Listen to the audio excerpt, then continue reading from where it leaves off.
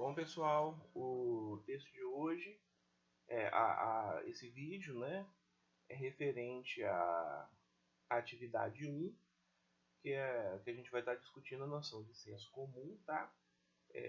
O texto é a relação entre ciência e o senso comum, tá? Aí vou pedir vocês para fazerem a leitura do texto e usarem a ficha de leitura como uma referência para ajudar a leitura do texto, tá? A ficha de leitura é muito importante que vocês respondam as questões dela, porque à medida que vocês forem lendo o texto, vocês vão olhando, olha, para ajudar a fixar, né? Eu coloco algumas questões que, se vocês conseguirem responder essas questões, significa que vocês conseguiram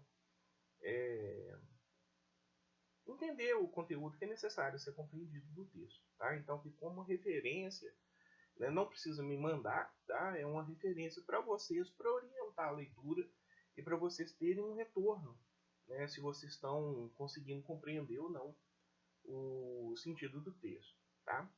Então, assim, o que o texto fala? Né? O texto, a ideia era passar uma diferença, uma noção, essa noção de ciência e de senso comum, tá? Para a gente iniciar a nossa discussão aqui sobre a presença da ciência no cotidiano, e para vocês, dando um exemplo, né, que é da relação entre as duas coisas, na definição, né, com o exemplo que está aí do texto, que é a definição do que é patrimônio cultural, né? Tem uma diferenciação entre patrimônio cultural material e imaterial. Bom, a primeira coisa que a gente começa é com a definição, né, que diferencia senso comum e ciência, tá? A primeira definição que a gente pode dar, então, seria da diferença entre os dois saberes, que o senso comum é um conhecimento prático, cotidiano, que a gente tem sobre questões que a gente vivencia, né, no nosso dia a dia.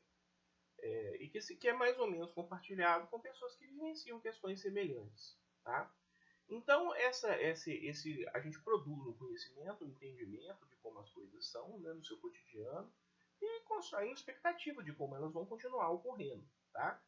No entanto, esse conhecimento é um conhecimento, primeiro, que se baseia numa perspectiva de um momento, tá? E num universo relativamente pequeno, tá? Que é o universo que eu vivencio no meu dia a dia. Então, ele é um conhecimento que ele se refere a um espaço, tá? Restrito, né? Que é o espaço que eu circulo, as coisas que eu vivencio. E é um conhecimento restrito, então, no espaço e no tempo, que ele é uma verdade, né? Ele funciona para esse momento que eu estou vivendo agora. Imagina, por exemplo, eu discutir com vocês vou falar um senso comum, por exemplo, sobre transporte público, tá? Numa cidade que você tem o transporte público bem estruturado, com metrô, com várias linhas de ônibus, ou numa cidade que não tem transporte público, por exemplo, né? Então, ou numa cidade que no momento tem o transporte público, ou no momento que não tinha o transporte público, né? Então a gente já começa a ter as opiniões, elas podem variar, né, de acordo com o momento. Um exemplo que talvez mais próximo da gente, que vocês vão poder ver como que ele modifica, né, com o passar do tempo. Vocês a maioria de vocês cresceu já num contexto onde existiam tanto os CRAS, né, quanto os CAPS AD, desculpa, os CAPS, né, que é para tratamento o CAPS normal, né, de pessoas com sofrimento mental. Antigamente não tinha CAPS, né, você tinha os manicômios que as pessoas ficavam entrando, as pessoas com sofrimento mental, né, os loucos, eles entravam e saíam, né, dos manicômios. Então você tinha muita população de rua, né, que era pessoa louca, assim, né, que não tinha uma assistência de ter o remédio, de ter alguém acompanhando, de ter um tratamento, e não tinha uma assistência social também, né, de alguém para delimitar que aquela pessoa teria alguém para tomar conta, ou que ela recebeu algum benefício para garantir a sobrevivência dela, tá? Então tinha um monte de doido na rua, né? Tinha um monte, né? E esses loucos, né, os doidos de rua, né? eles eram personagens da cidade, assim, né? Eram personagens muitas vezes associados à trajetória, a uma interpretação cômica, né? Alguns deles, né? Ou que tinham uma certa comicidade, mas também um medo, né? Porque eram pessoas que estavam, algumas delas, né? Sujeitas a cometer atos, né? De violência ou de relacionados a questões de sexualidade, por exemplo, né? Então a gente tinha muito essas figuras típicas, assim, né? O doido da aldeia. Né? O doido da aldeia era o doido da cidade também. Em Dourados a gente vê alguns casos assim nesse sentido ainda, né? Doido na rua, principalmente associado à dependência química, ao alcoolismo, né? Aí tem alguns casos assim, né? Então, assim, com a interpretação da loucura que existia, né, a opinião, né, esse senso comum sobre loucura que existia no momento, é diferente do senso comum que existe sobre loucura no outro momento. Né? Você tem uma intervenção do Estado na construção, na estruturação de uma política de assistência, de uma política de tratamento. Então a gente vê uma articulação aí entre a concepção da ciência e do senso comum sobre esses lucros. Né? Então, o senso comum é isso, é um conhecimento que ele tem uma pretensão de verdade, ele funciona, é funcional para o meu dia a dia, né?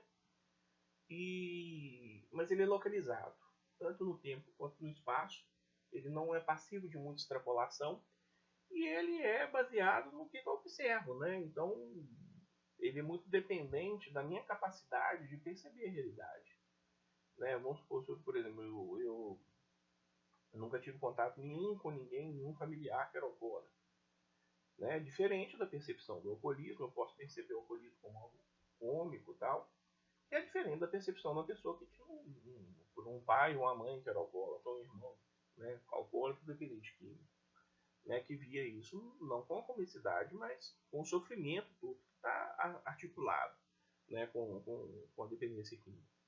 Então, o senso comum é isso, é um conhecimento que é mais ou menos compartilhado entre as pessoas de uma comunidade específica, né, de uma localidade X, né, num tempo Y.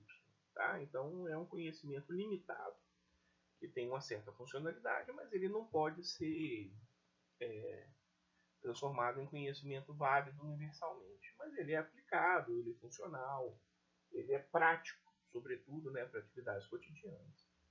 Já a ciência, ela é um conhecimento que ela não é produzido pela minha experiência de vida, né?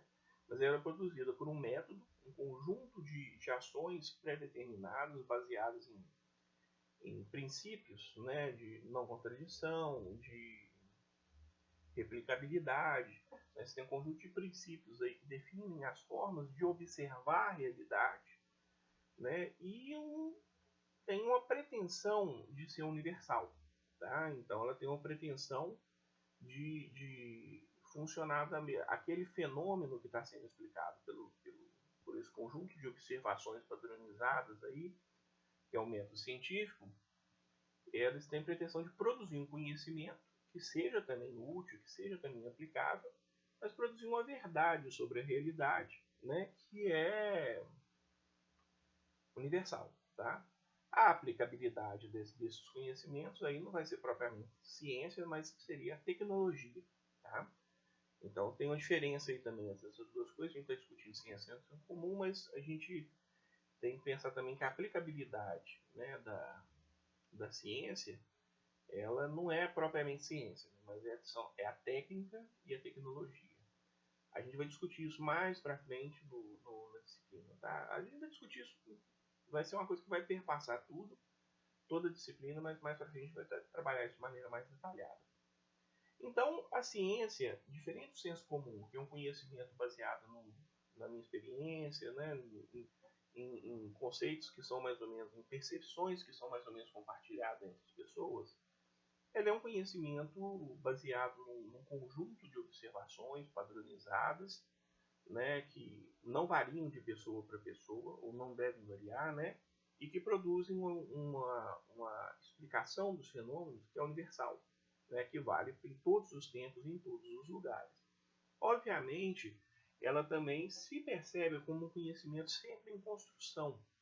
A diferença do senso comum também, que muitas vezes o senso comum é uma opinião, ó, eu acho que é isso, mas para mim isso é uma verdade, né? Ela não tem pretensão de ser superada. Ela pode ser superada em outro momento, mas não é a pretensão. A ciência não. Ela, ela se constrói enquanto verdade para um conjunto de variáveis que ela explica. Mas ela percebe que existem variáveis que estão fora, não são explicáveis. Então, uma teoria científica, né, uma explicação científica, ela é tão boa quanto mais fenômenos ela explica. Tá?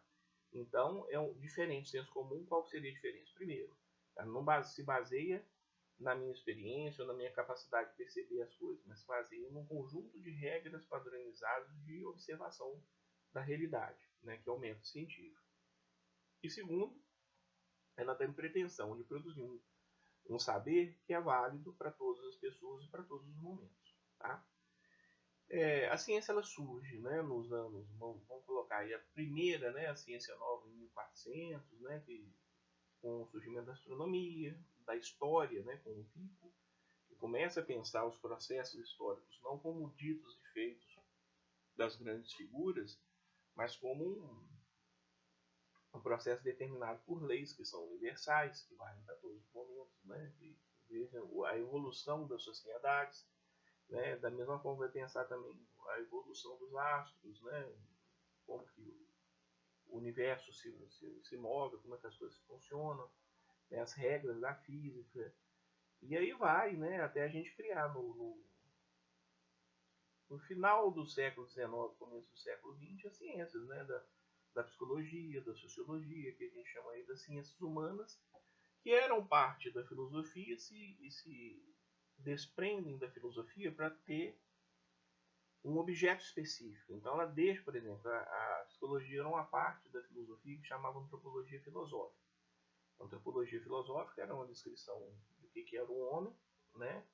E um dos elementos dessa descrição do que era um homem era essa dimensão psíquica, né? De uma vontade, né? Que se manifesta, né? Através do homem, assim, né? Da capacidade de sentir e reagir a essas sensações, né?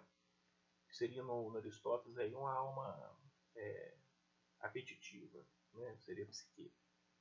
Que é diferente da capacidade de racionalidade, que aí seria o nous, que é outra coisa. Mas então, desprende da filosofia, né? E começa a criar um conjunto de regras, a partir de regras padronizadas de observação, não mais só com especulação racional, mas observando a realidade através de regras, criando interpretações para essas observações, para o resultado dessas interpretações, começa a criar todo um arcabouço teórico, né, que começa muito efetivo em termos de descrever os fenômenos, né, em termos de prever situações, e a partir dele cria-se um conjunto de técnicas e tecnologias de intervenção nesse psiquismo, né, principalmente em vivências relacionadas a esse psiquismo que apareciam como causadores de sofrimento, que seriam as patologias, né, as psicopatologias. E aí se constrói todo um arcabouço, tanto teórico quanto técnico, que vai constituir a ciência da psicologia. Tá? Que pretende ser universal, né? Por exemplo, quando o Freud descreve o complexo de Édipo, né? Aí os culturalistas, né, um conjunto de estudiosos de diferentes culturas, não, mas você tem sociedades que o sujeito não se apaixona pela... não tem essa questão da interdição da mãe. Mas o Freud vai falar, o Freud não, né, os comentadores dele, não, mas sempre tem a interdição. O complexo de Édipo não é da relação do sujeito só com a mãe, mas da relação do sujeito com uma interdição a ter acesso a todas as mulheres. Né? Então, a ciência ela vai colocando afirmativas, essas afirmativas são questionadas, né? E ela pode evoluir ou não, né? Uma teoria pode sair de cena ou ela pode se aprofundar e explicar melhor, né? Ampliar o quadro de elementos explicativos, né, que ela descreve, tá? No seu acabouço, aquela definição de como é que funcionam as coisas começa a explicar um conjunto maior de elementos à medida que a ciência vai se desenvolvendo, tá? Então, isso seria uma diferença aí básica entre ciência e senso comum. E como a ciência era muito efetiva, né, foi muito eficaz em descrever e prever processos e pensar processos de intervenção também, né, ser fundamento para pensar processos de intervenção, ela começou a prosperar enquanto elemento norteador da organização social, né, cada vez mais, e foi se ampliando nesse sentido. Mas chegou num certo momento, né, que essa capacidade da ciência de nortear esses processos começou a entrar em crise, né? Em um marco que é citado aí, o auge disso, talvez, né, da ciência como definidora do que era verdade, definidora de uma orientação para a sociedade, foi aí nos anos 20, né, período talvez pré-Primeira Guerra Mundial e um pouco no pós-Primeira Guerra Mundial, que a gente teve uma revolução sanitária que ainda também teve um impacto grande, né, na percepção da ciência como elemento norteador da realidade. Né? Sempre existiu reações, né, mas com a criação de vacinas, de elementos sanitaristas como esgoto, né, e outros mais, né, de sanitarismo público. Né? Então a gente tem que eliminava muita morte, né, foi um elemento muito importante para pensar a saúde pública. Mas quando você tem o final da Segunda Guerra Mundial, que tem fala da bomba atômica, né? Mas não só, tá? Você começa a ter um processo, os processos técnicos, eles começam não, já existia isso, né? Mas eles passam a ser percebidos, né? Como não só como processos que trazem um bem no desenvolvimento da humanidade, mas também como processos associados a um aumento da violência, né, ou de uma violência mais intensa, né, um aumento da desigualdade social, um aumento da repressão, né, e vão perdendo a força, né, e por quê? Porque estão associados ao sistema, a ciência ela deixa de ser percebida, né, como algo associado a um progresso da humanidade e passa a ser percebida cada vez mais como algo associado ao progresso de um sistema de dominação, tá? E sem necessariamente ter um compromisso, né, com o desenvolvimento da humanidade de maneira geral ou do povo mesmo, de forma, ela vai sendo percebida como algo descompromissado da população. Um exemplo mais recente disso, a gente pega aqui no Brasil, né, é como que a modificação dos processos de saúde pública, né, que começou a ficar muito baseado cada vez mais em capital, né, e não no trabalho, ou seja, por exemplo, você vai fazer um atendimento. O atendimento demanda máquinas caríssimas e muito mais um diagnóstico feito por máquinas que exigem que você tenha 10 milhões para comprar um raio-x top lá, né? Do que no trabalho próprio do médico, né? Então isso cria uma lógica de pensar a saúde pública, né, que é muito dependente de capital e muito submissa, consequentemente, a quem tem ou não tem o dinheiro para estar fazendo esses procedimentos, né? Então se desenvolve a ciência não no sentido de pensar um aumento da capacidade do médico de desenvolver uma habilidade de compreender processos de adoecimento da população, né, ou de pensar processos de evitar que a população adoeça, né, que seria a questão do sanitarismo, de epidemiologias, mas a ciência começa a avançar mais na área que dá mais retorno financeiro, que seriam processos caríssimos de tratamento que não estão disponíveis para todas as pessoas. Então, com isso, a ciência passa a ser percebida, né, e isso eu falo dessa questão médica aqui no Brasil, assim, esse saber médico, por exemplo, começa a perder uma percepção positiva e aumentar uma percepção negativa. Né? Um exemplo claro disso, né? Uma consequência que antes a gente tinha, antes o que eu digo há 16 anos atrás, eram mais que o dobro de médicos que eram deputados federais. Hoje é menos da metade de 4 eleições, né, para deputado atrás. 4 agora seria a quinta, né? Daria, agora daqui a 2 anos, né? daria uns 20 anos. Né?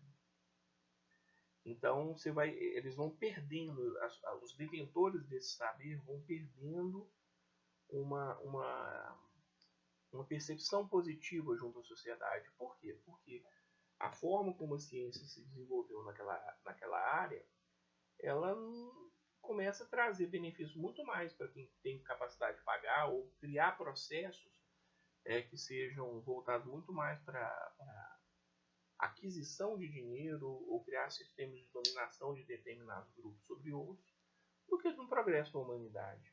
Tá? Então, com isso, né, eu estou dando um exemplo aqui, mas tem vários outros, com isso a ciência começa a ser cada vez mais percebida, né, em vários dos seus campos como algo não tão, se não negativo, não tão bom assim. E a consequência disso, né, por sua vez, é que ela perde, né, um pouco da capacidade de nortear os processos sociais. Ela perde a capacidade, não, mas a legitimidade junto à população de ser uma referência para pensar para onde é que a gente vai, para onde é que a gente não vai enquanto sociedade. Tá? Então, a consequência disso é que aumenta-se uma influência do senso comum, ou seja, a opinião de cada pessoa, e essas opiniões, né, elas têm uma pretensão de universalidade, que é um problema, né, que eu pego baseado na minha experiência e acho que aquilo vale para todo mundo. Né? Um exemplo muito objetivo disso, por exemplo, é a questão do racismo. Né? Por exemplo, no meu caso, sou branco, sou uma pessoa que vem de uma família de classe média, né? Meus pais não. Eu sou a primeira geração da minha família que fez curso superior, né? Mas tive acesso a estudo, né? Isso não me foi negado, não sofri grandes restrições para poder estudar, uma ou outra coisa por fato de ser uma cidade pequena, né? De preconceitos relacionados à linguagem, mas nada que fosse, né, excessivo ou impeditivo, como no caso do racismo, né, que eu já conversei com pessoas, sei o tanto que isso causa elementos impeditivos para que a pessoa não só estude, mas tenha perspectivas de que aquele estudo possa gerar benefícios.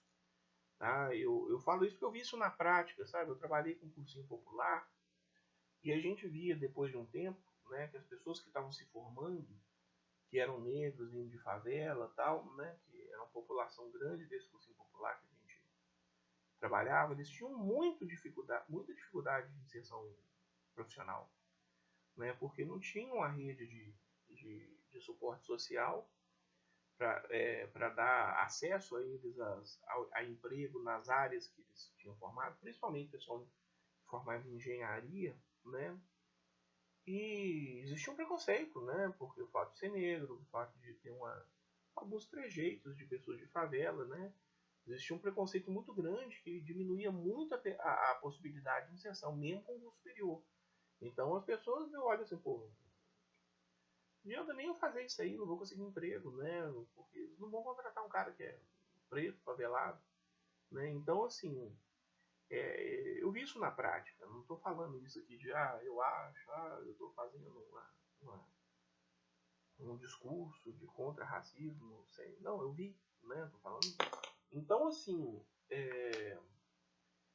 se eu fosse construir uma interpretação da realidade de inserção profissional baseado único e exclusivamente na minha experiência pessoal, eu olharia para uma pessoa que é negra, pô, você está com preguiça, você está sem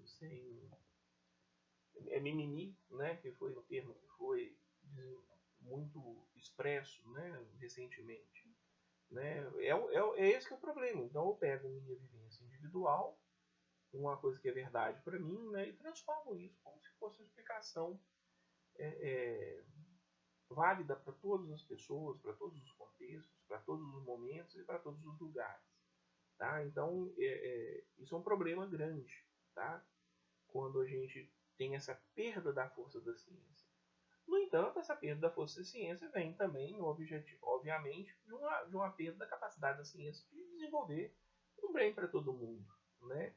Então, e principalmente ela se propõe, não, mas isso é verdade, esse que é o conhecimento que tem que ser feito, e retira esse saber prático das pessoas. Pô, esse é o saber que é bom, mas não está sendo bom para mim, né? Que é bom para quem tem dinheiro também. Então a ciência também, se ela perde essa referência da vida concreta das pessoas, das necessidades objetivas e cotidianas das pessoas, que é definido pelo saber das próprias pessoas da vida dela. Não tem como eu falar assim, não, mas isso que é o melhor para você.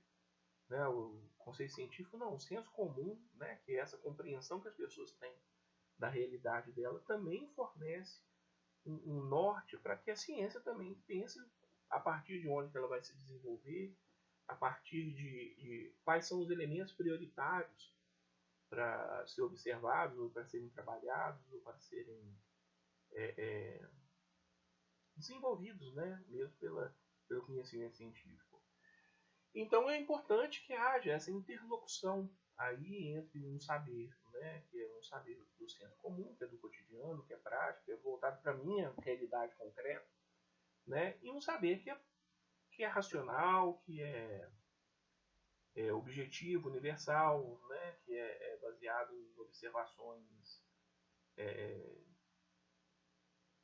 padronizadas. Então é necessário que exista uma articulação entre os dois elementos. Aí o texto mostra, né, como é que isso faz com a definição de patrimônio, né, como você pensa patrimônio material e imaterial, dá como exemplo aí, né, mostrando que essa noção de patrimônio imaterial, né, que são processos de construção de modos de vida, como que isso é dado pelo cotidiano das pessoas, pelo saber delas, né, de um senso comum mesmo, né. E da mesma forma que o patrimônio imaterial, o patrimônio material é definido formalmente, olha, o que é isso, que história que tem isso aí, quantos anos que isso tem, de que isso é feito, né, o que isso representa. Então a gente tem uma articulação das duas coisas para definir o que é um patrimônio cultural e estabelecer o que vai ser tombado, o que não vai ser, o que vai ser protegido, o que não vai ser, como que isso vai se desenvolver e como que não vai. Então existe a necessidade de uma articulação entre ciência e senso comum, tá? Ou um saber científico, um saber cotidiano, e que vai ser o que a gente vai ser o norte para a gente pensar a nossa disciplina aqui, tá bom? Então, pessoal, façam a leitura do texto, né? Tentem fazer a ficha de leitura, que vai ajudar bastante, tá? Pode parecer que é uma coisa desnecessária, mas não é bom, é legal. Vai ajudar vocês a se orientarem quais são os elementos para refletirem, a ver quais são os elementos mais importantes do texto, tá? E a gente encontra também para discutir, né, os textos tirados do livro de vocês nos encontros presenciais. Então tá, pessoal, é isso, né? Boa leitura, né? E vamos coragem, né? Vamos enfrentar essa disciplina desse modelo da RAI. E eu espero que seja muito proveitoso para todos nós. Tá bom? Um abraço.